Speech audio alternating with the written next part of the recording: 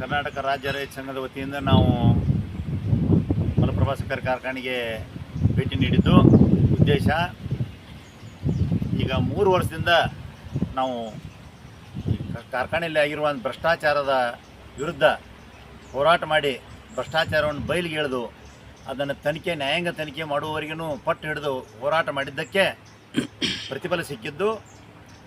ತನಿಖಾ ವರದಿ ಬಂದಿದೆ, ಈಗಾಗಲೇ ಬಂದು 8 ತಿಂಗಳಾಯಿತು. ಇಲ್ಲಿವರೆಗೆ ಯಾವುದೇ ಥರದ ಕ್ರಮ ತಗೊಂಡಿಲ್ಲ. ಇವತ್ತು ನಾವು ಕಾರ್ಖಾನೆಗೆ ಭೇಟಿ ನೀಡಿ ಕಾರ್ಖಾನೆಗೂ ಕೂಡ ನಾವು ಆಡಳಿತ ಮಂಡಳಿಯವರಿಗೆ ಈ ಕ್ರಮ ತಗೊಳ್ಳೋದ್ರ ಬಗ್ಗೆ ನಾವು ಒತ್ತಾಯಿಸ್ಲಿಕ್ಕೆ ಬಂದಿದ್ದೀವಿ. ಇವರೇನಾದರೂ ಮುಂದಿನ ದಿನಮಾನದೊಳಗೆ ಕ್ರಮ ತಗೊಳ್ಳಿಲ್ಲ ಅಂದ್ರೆ ಮತ್ತೆ ನಮ್ಮ ಹೋರಾಟ ಮತ್ತು ಶುರು ಆಗೋದನ್ನ ಐತಿ.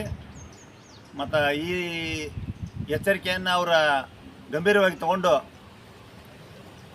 ಯಾರು ತಪ್ಪಿತಸ್ಥರದಾರು ಅವ್ರ ವಿರುದ್ಧ ಕಾನೂನು ಕ್ರಮ ಕೈಗೊಂಡು ಹಣ ವಸೂಲಿ ಮಾಡಿ ಕಾರ್ಖಾನೆಗೆ ಭರ್ತಿ ಮಾಡಿದ್ದಲ್ಲಿ ನಮ್ಮ ಒಂದು ಹೋರಾಟಕ್ಕೆ ಒಂದು ಬೆಲೆ ಬಂದಂಗೆ ಆಗುತ್ತದೆ ಅನ್ನೋ ಒಂದು ಉದ್ದೇಶದಿಂದ ನಾವು ಇವತ್ತು ಕಾರ್ಖಾನೆಗೆ ಎಚ್ಚರಿಕೆ ಕೊಡಲಿಕ್ಕೆ ಬಂದಿದ್ದೀವಿ.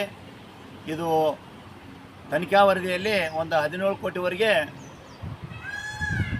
ಭ್ರಷ್ಟಾಚಾರ ಆಗಿದೆ ಅಂತ ಕಂಡು ಬರ್ತಾ ಇದೆ. ಅದನ್ನು ನಿಜವಾಗಿ ಆಗಿದ್ದು ಒಂದು 50 ಕೋಟಿವರೆಗೂ ಆಗಿದೆ. ಅದನ್ನು ಸಾಕಷ್ಟು ಮೂಲಗಳಿಂದ ತಪ್ಪಿಸಿದ್ದಾರೆ ಅವರು ದಾರಿ. ಬಟ್ ತನಿಖೆಯಿಂದಾದರೂ 17 ಕೋಟಿ ಆದರೂ ಬಂದಿದೆ. ಅದಕ್ಕೆ ನಾವು ಸ್ವಾಗತ ಮಾಡ್ತೀವಿ ಸರ್ಕಾರವನ್ನು.